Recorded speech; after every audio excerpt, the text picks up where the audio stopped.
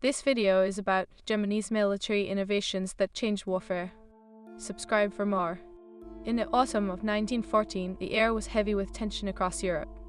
The Great War, or World War I as it would later be called, had erupted, igniting the continent into chaos.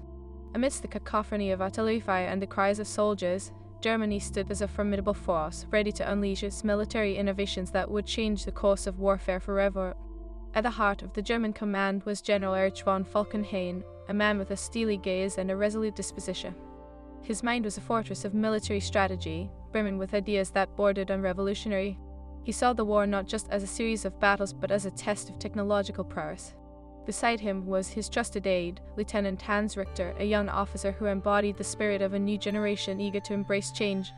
They both sensed that the war would not be won solely by the strength of soldiers but by the cunning application of innovation. Falkenhayn had dedicated himself to studying the emerging technologies that had the potential to shift the battlefield dynamics. He had witnessed how machine guns had rendered frontal assaults deadly and how artillery could obliterate entire sections of the enemy line in seconds. Yet he understood that mere firepower was not enough. The Germans needed an edge. Across the Atlantic, the United States stood aloof, its involvement in the conflict still a distant thought. President Woodrow Wilson advocated for neutrality, yet whispers of war were growing louder. A young American journalist, James Whittaker, had traveled to Europe to document the unfolding events. His keen eye for detail and unyielding curiosity drove him to explore the front lines, where the clashing of empires created a spectacle of desperation and innovation. Whittaker arrived in Germany just as the first wave of new warfare technology began to be deployed. He watched with awe as soldiers utilized the latest advancements in communication, with field telephones allowing for rapid orders to flow directly from the command. Meanwhile, the introduction of the airplane transformed reconnaissance missions, enabling commanders to gain critical insight into enemy positions from above. He noted these innovations not only changed tactics but also fundamentally altered the very essence of combat itself, creating new heroes and new horrors. In the trenches, soldiers were caught between fear and fascination. Corporal Wilhelm Kraus, a seasoned infantryman, found himself grappling with the reality of mechanized warfare. He had witnessed the destruction wrought by artillery and the terror unleashed by gas warfare. Each battle left him more resolute yet haunted by the specter of death that hung over them all. It is no longer about the bravery of men, he confided to his comrades, but about the machines that will decide our fate. As the seasons changed, so did the tactics. The German High Command began to incorporate the use of tanks into their strategy, a risky venture that could either lead to victory or disaster. Falkenhayn, driven by a fierce determination to prove the effectiveness of these armored vehicles, ordered the swift creation of a prototype.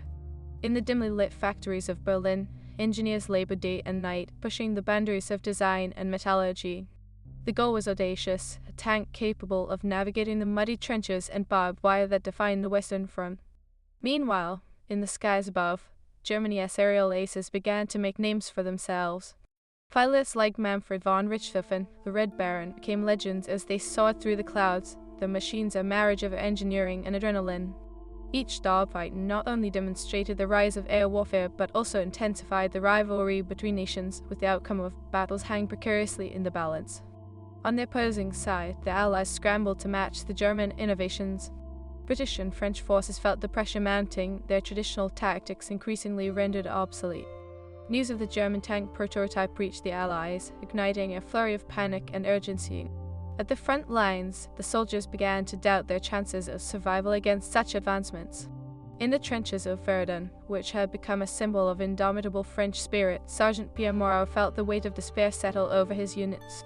He could see the German lines, fortified and ready, preparing for another assault. The relentless artillery bombardments had taken their toll, but Moreau held a flicker of hope that the stubborn resilience of the human spirit would prevail against the cold machinery of war. As battles raged and innovations pushed the limits of what was possible, a larger conflict emerged within the German ranks. The question of how to leverage these technologies became a point of contention.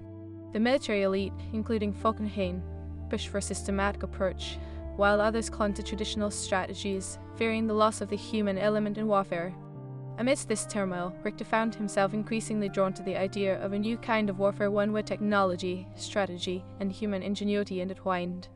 He believed that the key to victory lay not in brute force but in the ability to adapt and innovate, a belief that echoed in the hearts of many soldiers grappling with the harsh realities of modern combat. As news reached the shores of America about the growing bloodshed and technological upheaval, Whitaker's articles began to circulate, stirring public interest.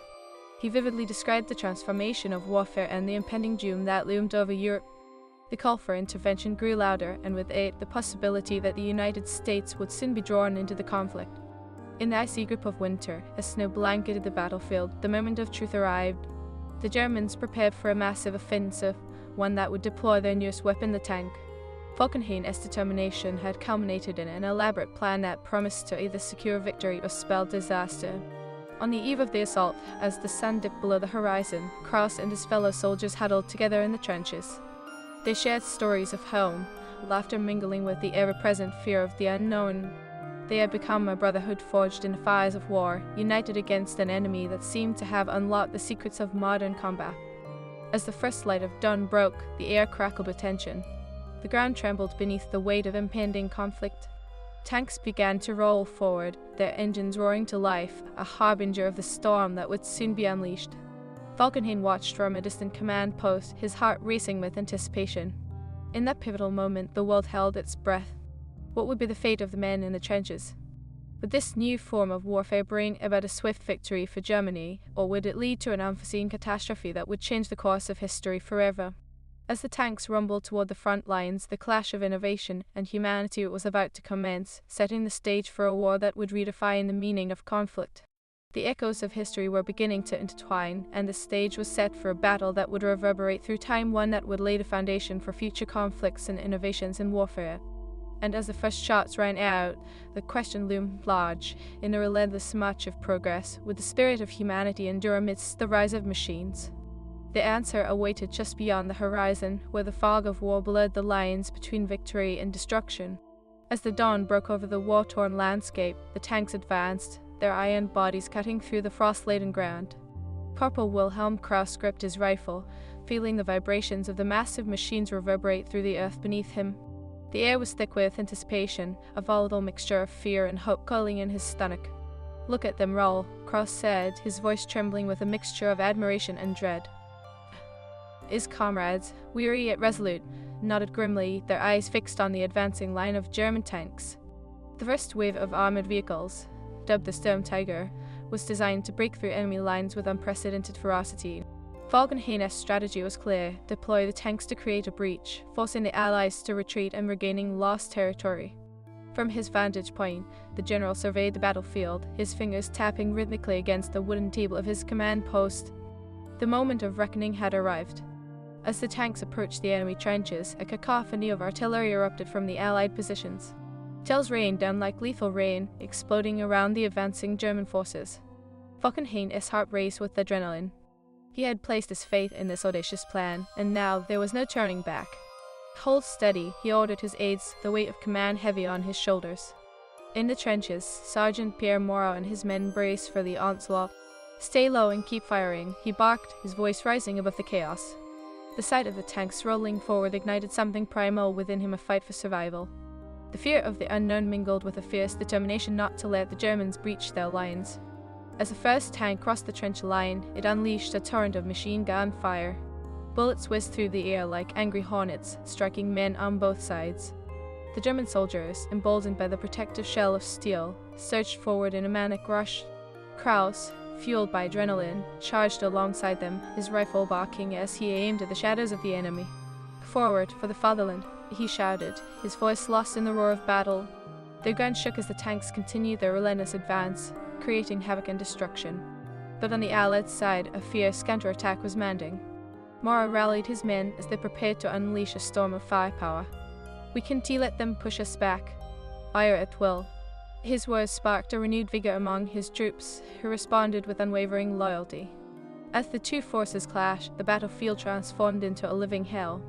Explosions rocked the earth, and the screams of wounded men mingled with the mechanized roar of tanks. Kraus felt a surge of fear, but he forced it down, focusing on the enemy before him. He spotted a French sniper on a distant hill, expertly picking off German soldiers one by one. With a quick raise of his rifle, Kraus took aim and squeezed the trigger. The shot rang out, and the sniper fell, silencing one more threat. Meanwhile, in the skies above, Germany's aerial aces continued to wage their war. Manfred von Richthofen, The Red Baron soared through the clouds in his brightly painted Fokker Doctor, his keen eyes scanning the horizon for enemy aircraft. The thrill of the dogfight ignited a fire within him. "I will bring them down," he declared to his crew as he dove toward a formation of British biplanes, the sunlight glinting off his plane's wings. The ensuing aerial ballet was a deadly dance of speed and skill. The crack of machine guns echoed as bullets tore through the sky, and the thrill of the chase was palpable. Richthofen's heart raced as he engaged with an enemy pilot, maneuvering his aircraft with precision and grace. Each dogfight was not just a battle for survival, but the testament to the new age of warfare, where the skies had become another battlefield. Back at the front lines, the tide of battle turned as German forces pushed deeper into Allied territory. The tanks, while initially a breakthrough, became bogged down in the mud and relentless artillery fire. Falkenhayn's plan, once so meticulously crafted, began to unravel. "Reassess the situation," he barked to his commanders, frustration boiling beneath his calm exterior. "We cannot afford to lose momentum."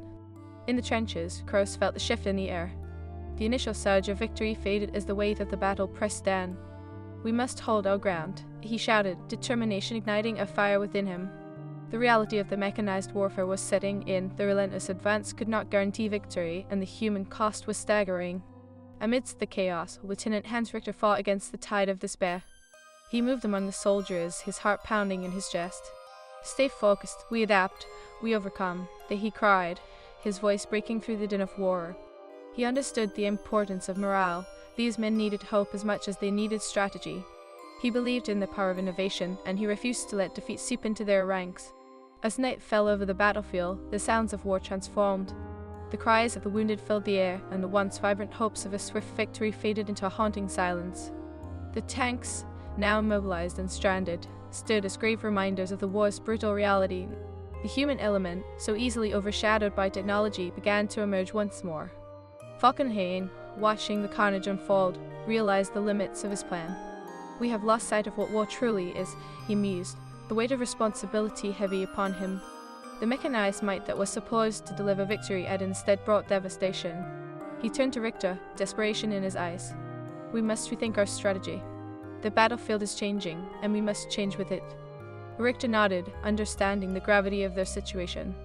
"The heart of warfare lies not just in machines but in the spirit of the men who fight. We need to leverage every advantage, intelligence, mobility, and, most importantly, our soldiers' resilience." Across the Atlantic, James Whittaker continued to report on the horrors and innovations of this new war. His articles, filled with vivid descriptions of the battlefield, began to stir sympathy and outrage among the American public.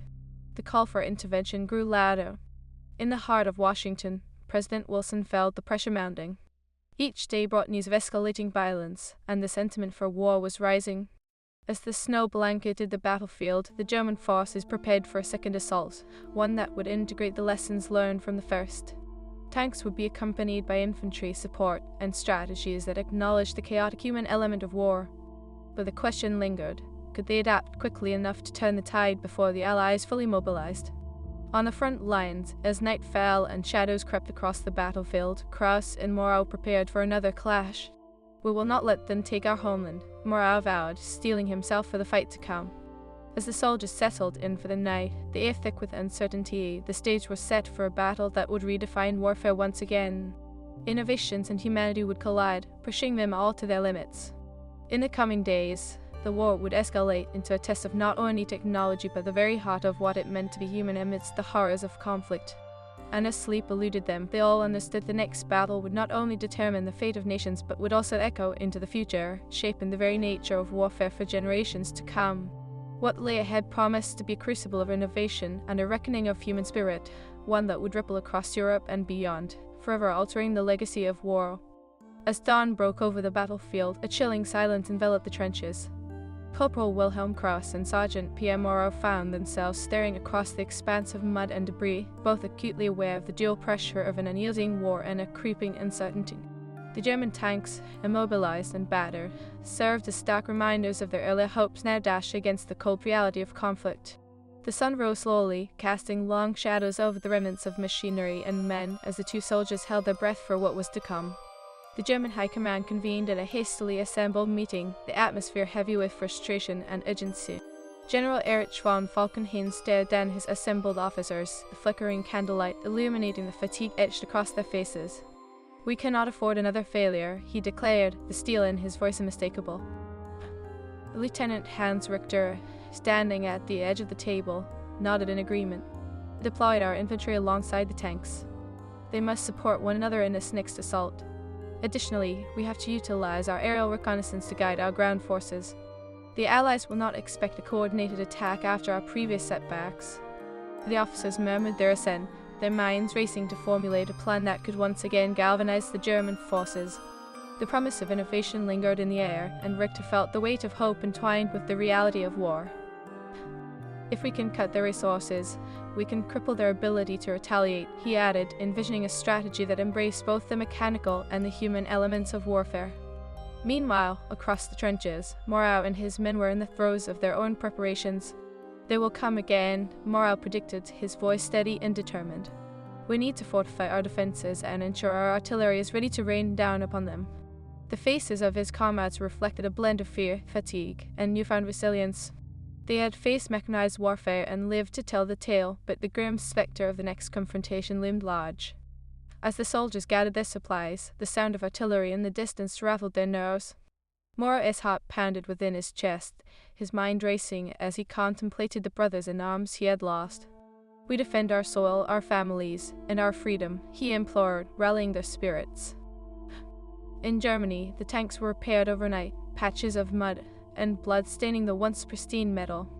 The mechanics worked with feverish energy, fueled by the promise of a decisive victory.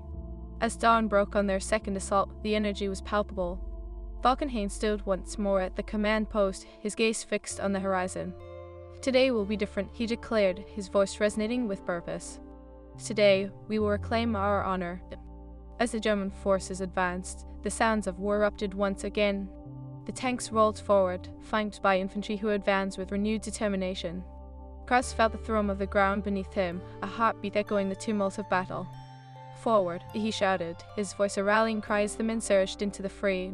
The hope of victory hung heavy in the air, mingling with the acrid smoke that curled upward from the artillery. Moreau, entrenched in the heart of the chaos, felt the adrenaline rush through him as he barked orders to his squad.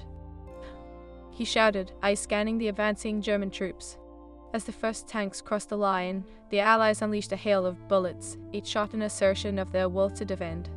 Explosions erupted, ringing out like thunder, shaking the earth beneath their feet. The battlefield transformed into a hellscape of smoke, metal, and the cries of men. Each pulse of gunfire was met with fierce resistance, the human spirit clashing with the cold, unyielding machinery of war. In the skies above, Manfred von Richthofen led a squadron of German pilots, diving into the fray, targeting British biplanes with ruthless precision. The thrill of aerial combat surged through him, but beneath that thrill was the understanding that the outcome of the war rested on their shoulders. "Stay sharp," Richthofen commanded, his eyes locked on an enemy formation. The dogfights were a dance of skill and fate, each maneuver a careful balance of risk and reward. He scored a hit, one of the British planes spiraling down in a plume of smoke, but the reality of loss weighed heavily on him. Every victory came at a cost, and as his squadron became embroiled in fierce aerial battles, he felt the weight of responsibility pressed down upon him. Each fallen enemy was a neighbor, a brother, the lines blurred in the chaos of war. Back on the ground, the German infantry began to falter. The Allied forces, fortified by determination and a fierce will to defend their homeland, repelled the advancing soldiers. Moreau fought fiercely, ordering his men to hold their positions. He bellowed over the din of explosions, rallying their spirits. The trenches, once a refuge, now became a battleground of desperation. As the hours dragged on, the tide began to shift. The German tanks, though initially a force of might, became easy targets as mud slowed their mobility. Artillery shells rained down, and the air thickened with the acrid smoke of destruction.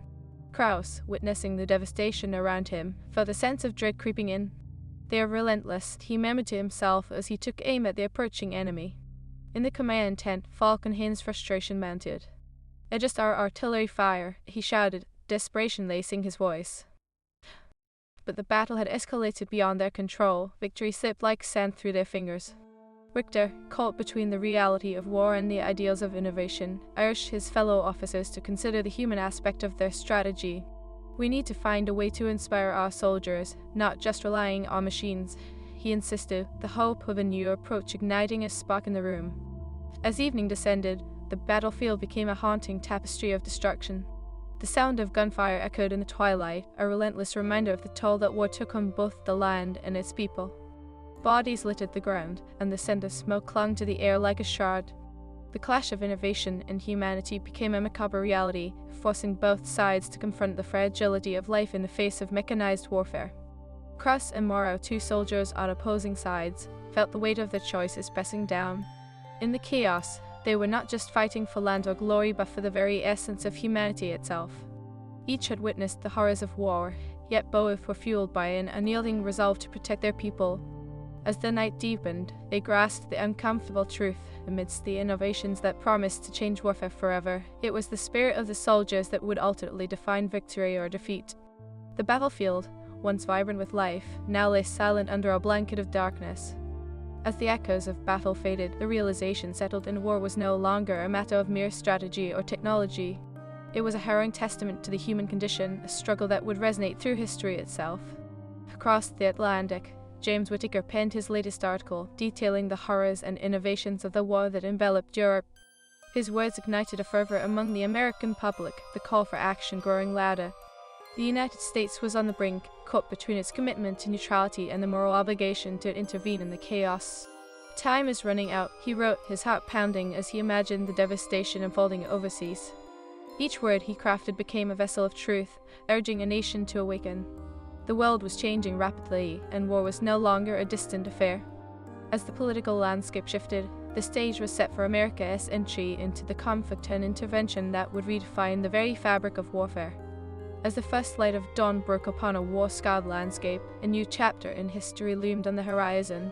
The clash of innovation and humanity would soon take on a profound meaning, shaping the future of nations and the legacy of war itself in the trenches of Europe and the hearts of America. The next battle loomed, a confrontation not just for territory, but for the soul of humanity itself. What lay ahead would reverberate through the ages, leaving an indelible mark on history as the world braced for the next chapter of turmoil and transformation. As dawn broke over the war-scarred landscape, the aftermath of the previous day loomed heavily in the air. Corporal Wilhelm Krauss and Sergeant Pierre Moreau emerged from the chaos of battle, their spirits spattered yet unbroken. The trenches, once a sanctuary, had morphed into a graveyard of dreams, and the harsh reality of warfare weighed upon their shoulders. Both knew that the world was on the precipice of change, and the outcomes of their struggles would resonate far beyond their lifetimes. Across the command post, General Erich von Falkenhayn stared at the maps laid before him, the ink smudged with the blood of fallen soldiers. Each line represented more than territory. They marked the lives lost and the aspirations shattered. "We underestimated the Allies," he admitted, frustration etched deep into his features. "But we will not falter. We must innovate further." Lieutenant Hans Richter, with a fire in his eyes, sought to rally the men around a renewed sense of purpose. "We have learned from our failures," he said, sensing the vulnerability of his comrades. "Let us incorporate tactics that embrace the strengths of both our technology and our humanity. We can't rely solely on our machines." As the soldiers prepared for a much-needed fortification, the specter of defeat haunted their discussions. The Germans devised a plan to deploy their tanks with infantry formations, creating a symbiotic relationship between man and machine. This time, they would employ a series of feints and coordinated strikes, utilizing aerial reconnaissance to guide their efforts and disrupt the Allies' communication lines. At the same time, the Allies were far from idly waiting. In the trenches, Sergeant Moreau rallied his fellow soldiers. "We must hold the line," he urged, his voice firm despite the fatigue of battle. "They will come at us again, but we know their tactics now. We can adapt." As they reinforced their positions, an unspoken bond developed among the soldiers, a collective understanding that they were fighting not just for their country, but for the very essence of freedom and dignity against the impending tide of oppression. News was traveling back to the United States, where the fervor for intervention was growing. James Whittaker's articles had ignited a fire within the American populace. "This is not just a European conflict," he wrote passionately, his pen scratching across the paper.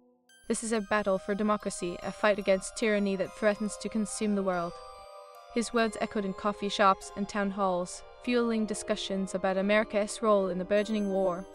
With each passing day, the tension mounted as both sides prepared for the inevitable clash. The German High Command was determined to break the stalemate, and their resolve hardened by the reality of war. Falkenhayn, along with Richter, finalized their strategies. "We must utilize the tanks not as the spearhead but as a support element," Richter insisted. "The infantry will create the breaches needed, while the tanks cover and suppress enemy fire. We need to think outside the box." The morning of the next offensive dawned, cloaked in mist and uncertainty. Kraus stood alongside his fellow soldiers, the air thick with anticipation. "Ready yourselves," he whispered, gripping his rifle tightly. As the Germans launched their renewed assault, the ground shook beneath the heavy treads of the tanks. The roar of engines filled the air, accompanied by the thunderous roar of artillery fire as shells burst above the Allied positions. On the other side, Moore watched in horror yet steely resolve as the German forces advanced once more. "This isn't just a war of machines," he muttered, rallying his men. "This is our fight. We can endure." The battle unfolded like a deadly symphony, the harmonies of gunfire and explosions intertwined with the cries of men. Soldiers charged across the muddy fields, the determination to protect their homeland igniting their spirits. As Kraus and his comrades pressed forward, the combined might of the tanks and infantry began to break through the enemy lines. But as they surged ahead, the Allied forces were not to be underestimated. More's men, fueled by desperation, unleashed a fierce counteroffensive, their artillery pounding the advancing Germans. "Hold the line, we can't let them take our land," More called out, his voice resolute even as chaos erupted around them. The German forces, bolstered by innovation and resolve, pressed deeper into enemy territory. Yet the sacrifices were immense. Kraus felt the weight of each life lost, the realization that war was not merely a game of strategy but a horrific reality painted in blood and sacrifice. He fought valiantly, aiming his rifle with unwavering determination, but each shot fired was a burden he bore in silence. Meanwhile, in the skies above, Richthofen led his squadron with tenacious skill, commanding the skies as they engaged in fierce dogfights with Allied aircraft. The exhilaration of aerial combat became a double-edged sword, the thrill intermingling with the sobering reality of the war's toll. As he took down another enemy fighter, the resonance of victory felt bittersweet in his heart. "We are all just men fighting a war," he whispered to himself, the weight of his actions heavy on his conscience. As the battle raged on, both sides faced mounting casualties, and a sense of futility began to creep in. The ground that once promised glory became a graveyard of dreams. It was then that realization struck victory would not come simply from machines or tactics, but from the spirit and resilience of the soldiers who fought and fell. Back at the command post, Falkenhayn faced the harsh truth that the war was changing them all. "We can't rely solely on our innovations anymore," he confessed, the exhaustion etched into his face. He turned to Richter, who nodded in understanding. "We must adapt our strategy to protect our men and honor those we've lost. This war demands more than technology, it requires a new understanding of sacrifice." The battle ebbed and flowed, but as night fell, the realization settled across the battlefield like a heavy fog. Both sides were exhausted, and the losses weighed heavily in their hearts. It became apparent that this war transcended mere territorial gains. It was a brutal testament to the human condition and the capacity for both destruction and resilience. As the smoke cleared and the sun dipped below the horizon, Kraus found himself staring at the stars, the silence of the night enveloping him. What is this war for? He pondered, grappling with the turmoil of emotions that war wrought. Each soldier, whether German or Allied, was a thread in the fabric of humanity, caught in a tapestry woven from pain and hope. Meanwhile, Murat too gazed up at the night sky, contemplating the same questions. "We fight for our homes," and yet he murmured, trailing off as he sensed the weight of despair mirrored in the faces of his comrades. The shared experiences of loss and longing bound them together through the chaos of the conflict. Across the ocean, the United States prepared for its inevitable involvement. President Wilson, influenced by the fiery words of Whittaker and the growing public sentiment, pondered the implications of entering the war. "It is time to stand with those who fight for freedom," he declared, setting the stage for a shift that would alter the course of history. As the dawn of a new day approached, the soldiers on both sides prepared for another round of conflict. But within their hearts resonated a truth that transcended borders, a recognition that in the very act of fighting, they were all entwined in the same struggle for dignity, hope, and a future free from the spectre of tyranny. The battle that lay ahead would not merely be a clash of machines, but a confrontation of ideals, a testament to the tenacity of the human spirit. As the war raged on, a world watched, caught in a tide of innovation and humanity, where the echoes of their choices would ripple through history, shaping the legacy of war itself. And as the sun broke upon the horizon, illuminating the war-torn landscape, the soldiers braced themselves for the fight to come, driven not just by technology, but by the unyielding desire for a better tomorrow. In the heart of Europe, the world stood poised on the brink of transformation, and the story of warfare was far from over.